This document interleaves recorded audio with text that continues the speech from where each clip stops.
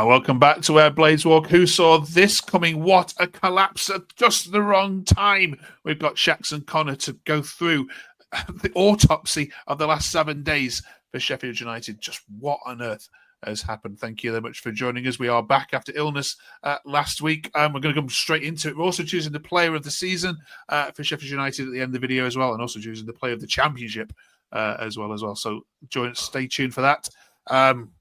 Where do we start, Shaxs? What has happened in the last 7 days? I don't even know. They've just surrendered. There's a way to lose games, and for me, that's not how you lose games. We just laid down. We just surrendered.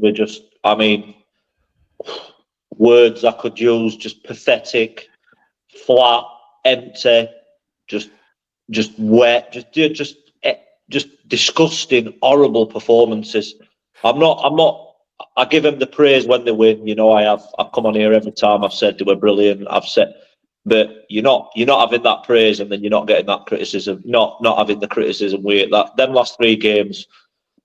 Blame Wilder, blame Robertson, blame whoever you want. Just disgusting performance. 3 absolute. Try and get a draw. You know what I mean? Try and get something to 3 defeats where we are. And don't give me that, they're fighting. Plymouth are bottom of the league. Oxford, as they proved against QPR, are awful. Millwall, they're a bit better, but it's not good enough, mate. Them 3 games are just embarrassing. They all ought to be looking in the mirror at themselves and just thinking, you're pathetic, because that is what them 3 games have been. I'm fuming. Yeah, and you're not the only one, Shaxs. There's a whole barrel of social media we could drag up from this weekend. Connor, I'm going to level some of the blame at individual players here and get your views on whether this is fair or not. The first one comes from Jason and Maximus here. It says, Holding needs to be in for Robertson. The last 3 games he's cost us. Our club captain says Maximus has cost us 3 games in a row. It's absolutely disgraceful to have collapsed like that. Do you agree? Is he, from the player's point of view, he's the one that seems to be being levelled the most criticism at. Is it fair? For me, yeah, 100%. I've always said it. I've said it all season. When we had the video not long ago about contract renewals, again, I said he weren't good enough. Don't matter what league we're in. I weren't happy when we signed him in Premiership for backup. So I think he's average Championship at best. For top end league, you're not going to get him in any other side in top 6 for me. Like I say, he's average, especially yesterday.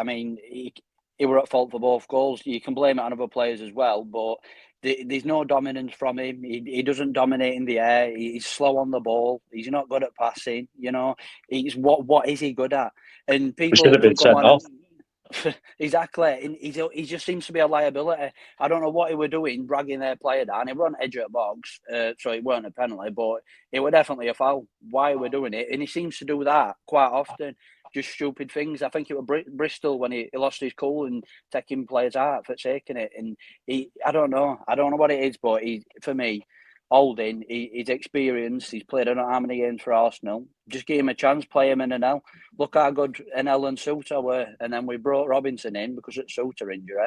And defence just seems a shadow for itself. Then going back to the start of the season, 10 games in a row home, not conceding. It seems like a very distant memory now. We need to talk about Wilder as well, if that's okay with you. Obviously, rival fans are obviously enjoying the particular meltdown. But does he hold some criticism here, Shaxs? Because after the Oxford game, he did have a go at the fans, didn't he? 100%. A certain section of fans and say, "Look, I know what I'm doing. Leave me alone." Do you think behind the scenes there is something where he has genuinely losing the plot a bit? 100%. If you, like I said, I've been on here. I have. I've praised Wilder. I defended him when we played Sheffield Wednesday and he was getting it all that. I defended him. It's a local rival. His emotions right. I get all that. I've defended him hundreds of times. But again, if you're going to take praise when people like me, like Connor, fans that pay the money to go and watch him, you've got to take criticism and all. And them last 3 games, he is part of that. I do agree with Connor about Jack Robinson, but then I also think we played 3 games and we scored 1 goal. That's not good enough. It don't matter what Jack Robinson's doing. That forward line and that midfield that he picks is embarrassing. pathetic. Take away 3 seconds or a moment of brilliance from Raksake. Them last 3 games we have offered absolutely nothing. Nothing. It's just been damn flat. And then, I mean, I'm not jumping on Cannon's back. I'm one of them that thinks that it's not him, that he's not picked the price tag. But what's he starting for yesterday? So what has he done to earn that place? There's only Wilder. He calls himself a Sheffield United fan. He is a Sheffield United fan. He must be the only Sheffield United fan that I know that would have picked Tom Cannon in front of Tyrese Campbell, who were fit. I don't want to hear none of that. Oh, he's not fit. He were fit, or he wouldn't have been coming on for half an hour. Even Kiefer Moore, who gets his fair share of criticism, he'd still get picked over Cannon. Brewster, you know my thoughts on Brewster. I'd have had Brewster over Cannon yesterday all day long. I'd have even had O'Hare playing in number 10 and not played a forward over Tom Cannon yesterday. But there's only him that seems to think that he should have started that game yesterday. So for me, yeah, he is. You can criticise him, yeah, because whether he likes it or not, we pay his wages. He might not want to hear that, or he might not think that that's true, but he can't stand and say, oh, well, they were booing me, or they were doing this, they were doing that. Yeah, fair enough. We've been on a wonderful run, of course we have. And I'm not talking about 38 games. I'm talking about the last 3 games, the business end, the bit where you need a bit of minerals, bit where you've got to stand up and be counted, and we've not done that. And if he wants to be the head of us when everything's going right, he's got to be the head of us when everything's going wrong. So, yeah, he is in that. I don't just solely blame him, but he is part of that needs criticising, because them last 3 games, like I said, not good enough. There can't be one United fan that thinks that them last 3 games have been anything other than just disgusting, just horrible. Just before we move on from Wilder, Connor, as well, there was the incident yesterday at the end of the game. So the Plymouth goal scorer and teammate are celebrating the win. They're at their home ground. They're walking towards the tunnel, and Wilder wants to come over and get in their face. What is that about? It's embarrassing, isn't it? He just seems to have lost it a bit recently, hasn't he? It's he's reactionary. Like Shaq said, at the end of the day, he's a United fan. He's going to be more emotional. He's going to take things more to heart. People are jumping on his back. End of the day, he's a human being. Stuff happens, you know what I mean? And people are going to criticise him and all this and that. But at the end of the day, he's just another person. He's just another fan. He wants what's best for the club. He might be going through whatever at minute, but it's stupid of him to do, definitely. There was no reason to it. I saw the videos of him saying you're getting relegated to fans or whatever it was, shouting at him as well. It's all reactionary, isn't it? It's embarrassing. Yeah, it really is, because this is Plymouth, who have been battered nearly every single week. They finally beat, a great side. How can you begrudge them celebrating that? Absolutely. All right, good that you see the sense in that as well. All right, let's just backtrack then as kind of where we are. We're going to bring in a Burnley fan in a minute, because we've got that game now becomes you've got to do something which nobody has done this season, which is win at Turf Moor, haven't you? Let's look at the 4 games in particular. Cardiff this weekend. Cardiff this Friday. Then we'll talk about the big one, of course, Easter Monday. Then away at Stoke, and then at home to Blackburn. So outside of Burnley, are we happy that there's 9 points there that shouldn't be a problem? Are you asking me? Yeah. You know about 4 or 5 weeks ago when we did that, it looked so comfortable. I'm speaking from my heart here. I'm looking at that and I'm not seeing us winning a game. And I'm not a glass half empty guy. I'm a glass half full. As you've seen previously, I'm a positive person, but after watching them 3, I'm running out. I can't think of a word what I can say that, because I know kids watch this. I can't think of a word that fits them performances. So them 4 games, I genuinely can't see. I don't know how we can get us up for them. If you can't get us up to play Millwall at home on a Tuesday night in front of it under lights, and you go and turn that out. If you can't get us up to play at a bloody 3-sided ground at Oxford, who all my life growing up, they've just been like a conference side. If you can't get us up for that, if you can't go to the bottom of the league and get a point, you're asking me there to try and where we're going to get points from. We've played bottom at barrel. You're moving further up barrel with them teams, so I can't see it. I don't know what Connor thinks, but I can't see a win coming out of any of them. It doesn't seem likely, does it? It just if we play like we have been, it's before we had that solid defence. We'd nick a goal, we win 1-0. The defence just seems to be all over the place now, so it's not like we can keep them clean sheets and nick them 1-0s. It seems we've got to score more goals to get them victories, and we look lost going forward. We look, like I say, we're lucky if we score a goal. And then we've got other sides. We've got Cardiff coming up, relegation zone. We've got Stoke battling relegation. Blackburn, it's really a no game. And Burnley, I don't think we've ever won there since I've been alive. So for me, it's not looking good. It's so incredible, isn't it? Because when you beat Coventry on that Friday night, and then Leeds go and lose, I think the next game, it all just seemed, as we sit on here, just to shift in your favour. And do you think that the players have looked at those 3 games and gone, "Oh, it's only Oxford, Millwall, and Plymouth will be, we've got over our most difficult game." You know what? That's a good point. That because I mentioned that to a couple of my mates and my daughter, and I think there is a bit of arrogance with them.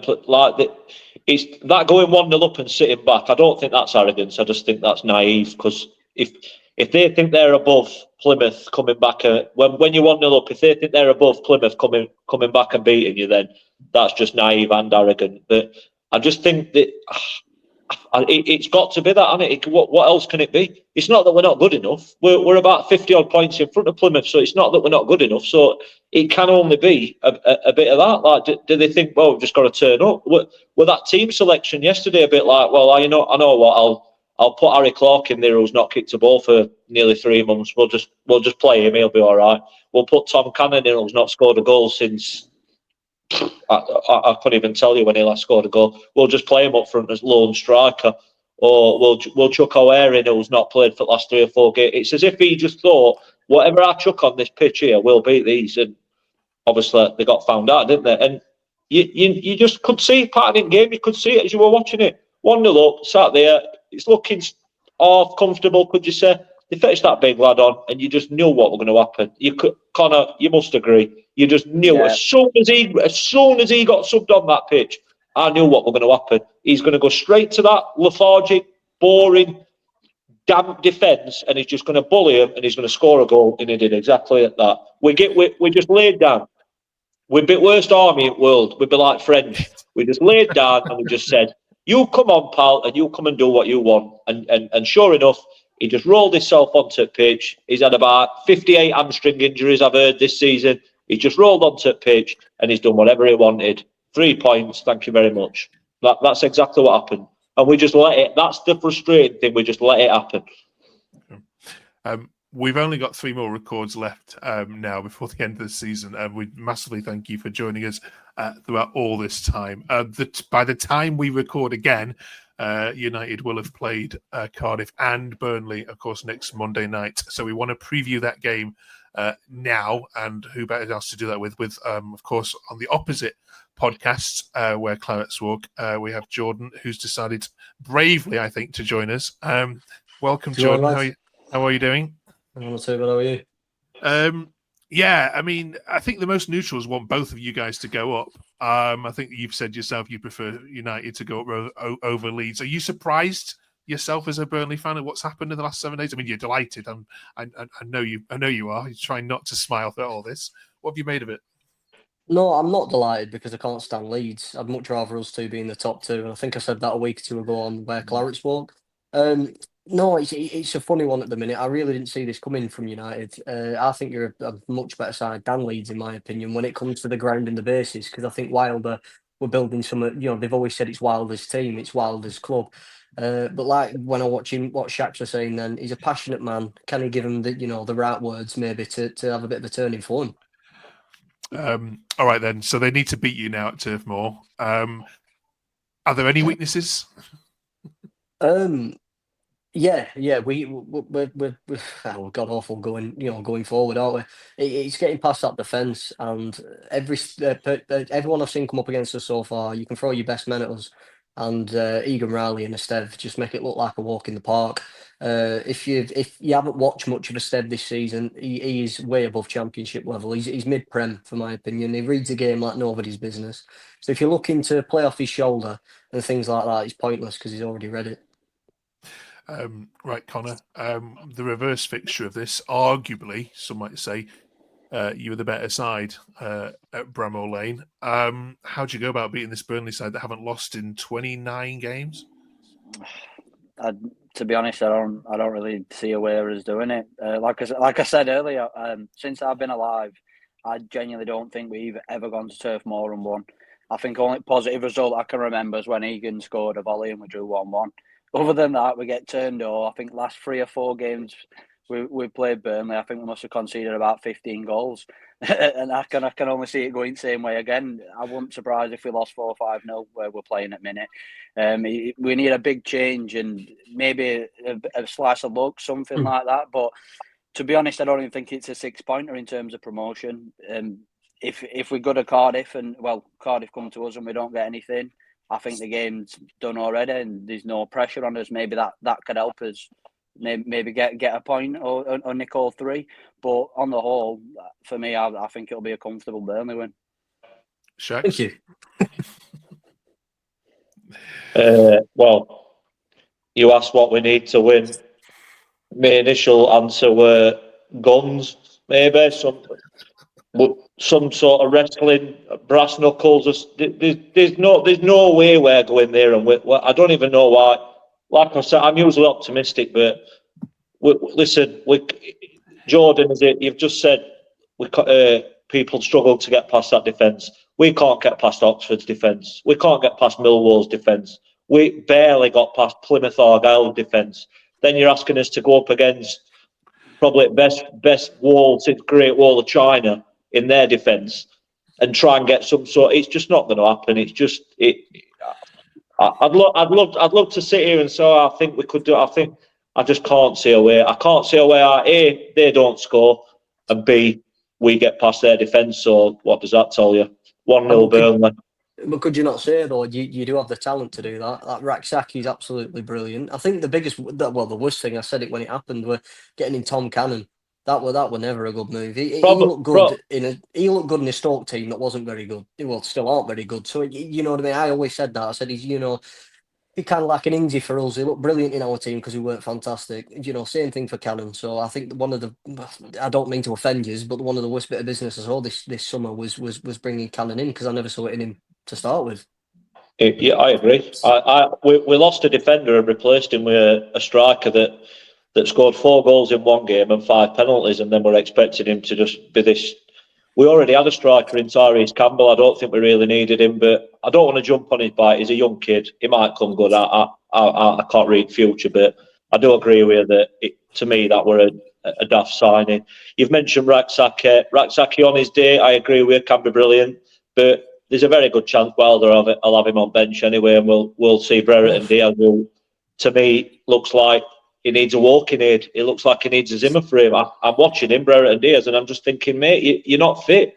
The Millwall game at home, he can't run. I don't know what's up with him. Connor, you've seen it same as me. He just looks like he's got a problem running in a straight line. So if you can't run in a straight line at any sort of pace, that rules you out of doing out of football. So to me, listen, Burnley are winning that game. I can't see any other way. And if you don't, Plymouth. All you've got to do is watch Plymouth game or Oxford game, Millwall game, and you'll see why we're not winning that game. And Scott Parker, I should imagine, will be doing exactly the same. When they say about watching tapes, well, he's going to watch a tape for us, and you're going to have a right laugh. I should imagine all them Burnley players are going to be rolling around dressing room, laughing their heads off, watching videos of us. All right, then, Jordan, let's get a score prediction from you, please. Well, I'm not going to go high scoring because there's been a few games recently that I thought we were going to really run away with it, but we don't tend to do that. I'm seeing maybe a 2-1. I do think you've got the quality to score, personally. Whether you agree or disagree, I genuinely think you do, but I also think that Scott Parker's men has the cutting edge to know how to finish a game. We made it a bit nervy against Norwich, but we got there in the end, so I can see it being a 2-1. Okay, Connor? I'll go for an optimistic 3-1 Burnley. Okay. God, I can't believe this. All right. Cheers, Jordan. Thank you for popping on. All the best to you. A nice one. Good to see you, mate. Cheers, lads. Thank you. Nice Cheers. Right then, let's do the Player of the Year award, shall we? This would have been all so different a month ago, wouldn't it? Right. Can I just Connor. say an hello to a lady, please, a family friend, a lady what watches this show, Jill. She rung me up yesterday and said, Neil, they've been doing this to me for 40 years. What's happening? And I said, you know what? I said, I can't even tell you. I said, but I will give her a mention tomorrow. So I said I'd do it. So there you go, Jill. That's for you. Right, Jill. All the best. Right, it's not done yet. You'll beat Cardiff. It's whether you'll beat Burnley or not, isn't it? I thought that against. I said this last 3 weeks. Can't lose to Cardiff. My gosh. Right. Season that's a Player of the Year then. Connor, who should get it? For me, I'd like to say Tyrese Campbell. I think in terms of value for money, obviously getting him on a free, the impact he's had. I know he's had his few injuries, maybe the odd dry spell, but on the whole, he's been unbelievable. I think he's the best striker we've got at the club, and I can only see him getting better for us. For me, the goal he scored, some great finishes as well, some really important strikes. Obviously, scoring against Wednesday, unbelievable strike at QPR. I really, really like him. Like I say, I think he can only get better for us. So for me, I'd like to him to win the award. Brilliant. Okay, Shaxs. I'm torn between 3. So Cooper, Peck, and Campbell. So I'm going to give 2 awards. I'm going to give a young player of the year to Sidney Peck because I think he does. I'll give Sidney Peck young player of the season, and then I'll go with Connor and I get Tyrese Campbell. I think you take Tyrese Campbell's goals away from us, and we're probably just about just giving him playoffs, something like that. He scored some big goals, like Connor says as well. It's not always the goals that he scores; it's the times he scores them, and he scored some big ones. Although yesterday at Oxford, I thought that was terrible aiming for that near post when he had all net to aim for, but. I'll give him. He's got a few free passes after scoring against Wednesday, so I'll let him off. So yeah, Cooper. I mean, it's hard not to go Cooper as well, but I think last few games, I think his distribution's been shocking. So I'd go with Tyrese Campbell, and Peck, a very close runner-up, but he can have young one because he's still a baby. All right, brilliant. Last question then is we're asking you to award the Player of the Championship that you've seen. Now, you're not allowed to choose a Sheffield United player. So, which one player has impressed you the most from any other of the 23 teams that you've been? I mean, most of you have been to all the home games and most of the away games. So, Connor, who, when you've been sat there in your seat, have you tapped to your mate and gone and went, wow, some player this guy is? For me, I'd probably say Murphy from Portsmouth. For a winger, I didn't really expect anything from Portsmouth when they turned up. The fans were great as well. In terms of his goal contributions, I'm sure he's got about 20 goals and assists for them, which I think without him, they would probably be in the relegation zone. I was really impressed with him. He absolutely ran Harry Clark ragged when he played at Lane, and we were really, really lucky that day to beat him. It was unbelievable. Every time he went down that line, he beat his man. He was putting great balls into the box. He's got a good finish on him as well. For me, I'd say Murphy. Cheers, Shaxs. It's crazy because Portsmouth are down near the bottom, and I actually had 2 in mind, and one of them were a Portsmouth player, but it weren't him. It was Colby Bishop.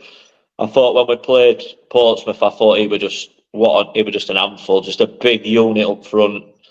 Ran as ragged like Murphy did, but the other one I'm going to give then, so I can't get 2 Portsmouth players out, can we? Is a young lad. I forgot his name, and you're going to tell me who it is straight away. The young lad who's really highly rated at Sunderland, the midfielder, and it's not Bellingham, the other one. Chris Rigg. Yeah, I think is it. Yeah, I thought when we played Sunderland, just class. There's another Sunderland player I like, Luke O'Neill, defender, but. I thought that young lad in middle, what a player he looks like. I can't see a way how he's not playing Premier League football in the next year or two. Just look class. Yeah, there's a couple of others like what I could give a mention to, but I'd go with him. Chris Rigg, Colby Bishop just behind. Wonderful, good Good takes. Thank you, both of you, so much. Right, next week then, we are going to be recording this with the whole team and looking back on the Burnley game and the Cardiff game, and of course looking ahead to the final 2 games of the season against Stoke and Blackburn. It can't go wrong. It can't. Things will pick up. Fingers don't crossed. know. Anyway, fingers